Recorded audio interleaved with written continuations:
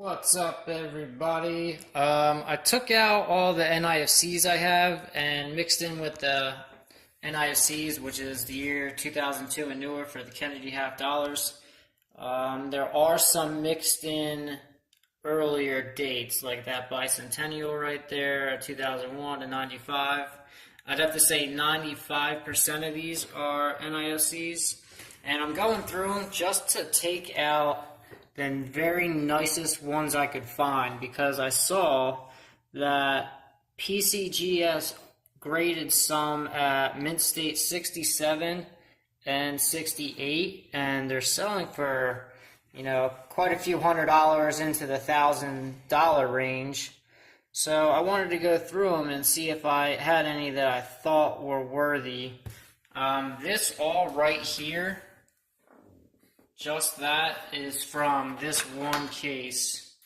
And I have another case. This is the older case, and I think this is where I'm going to find most of the better condition ones, because when I first started finding these, they were in very good condition when I very first started coin collecting like a year and a half ago.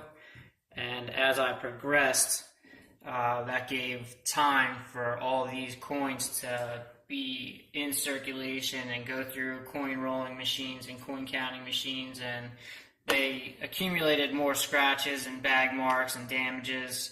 So this is what I'm hoping to be the pot of gold. So I'm going to go through all of these. I already went through these, and just out of all of these, I found, 10 of them. And as you can see, 1 or 2 or 3 are not actually even an NIFC. I don't even think any of these are worth sending in, but these are the ones that are in the best condition out of, whatever, couple hundred that are right here to my left. So I'm going to go through that, and I will turn you guys back on if I find anything interesting. Alright, everybody, so I went through all of these, and I went through all of these, and like I said, 95% of them are all NIFCs, which is the year 2002 and newer for the Kennedy half dollar. And I was looking for something to send in, because I just realized that some of the 2002 and newer coins are selling for quite a nice penny, actually a whole bunch of pennies.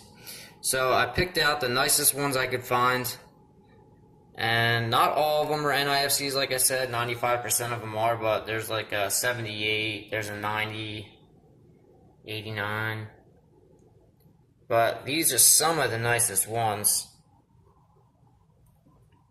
And after I picked all these out, I went through them real good.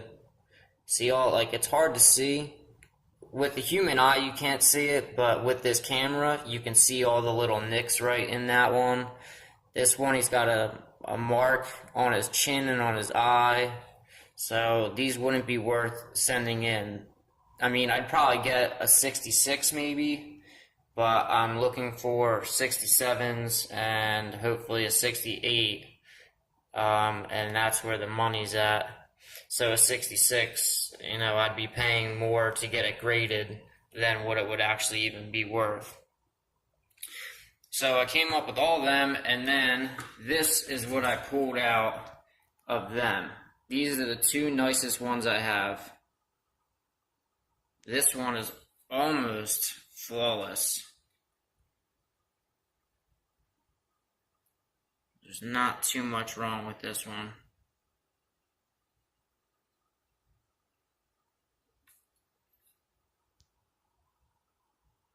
Even with my camera, there's a couple little marks below the year 2006, but other than that, that thing is looking pretty nice. And the same with this one, but this one actually, in between the T and the Y in Liberty, actually there's a little mark that's from the mint. It's like a claw mark. And also on his face, there's a couple bag marks. So this one, to me, would not be worth sending in.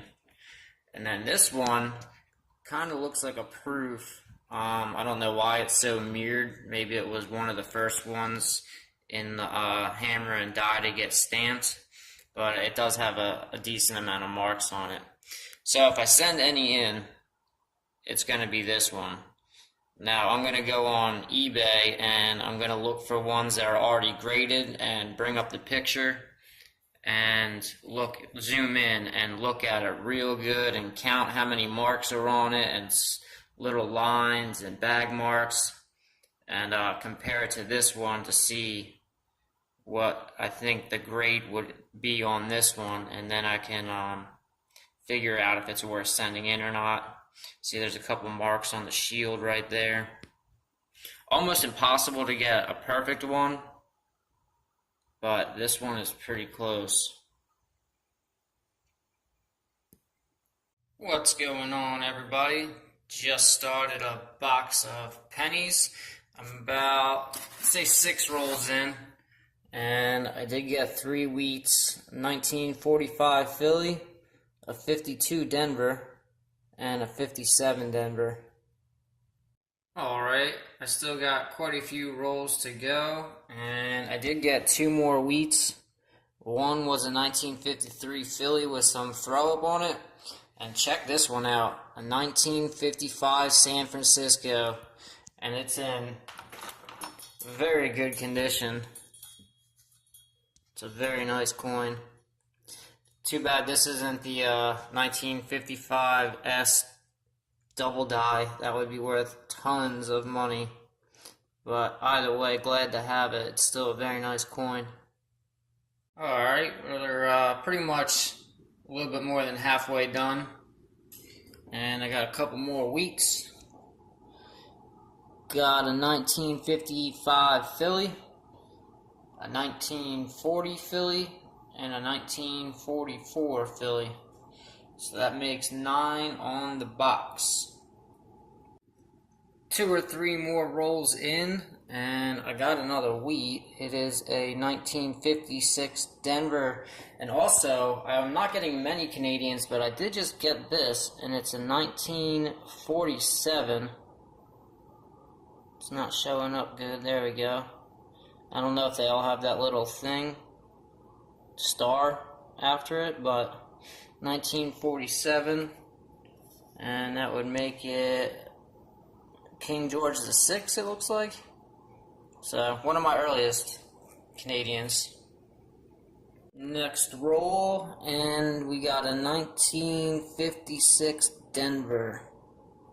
And next roll, so I'm getting like 1 wheat every single roll. 1952 Denver, which is pretty awesome. Hopefully it continues. We got a couple more rolls left, and I did just get another wheat. And I thought it was a 1910, which would have been my earliest one ever, but it's actually a 1930S. And I'm going to try and get it so you guys can see. You can see the 1930. It's pretty worn.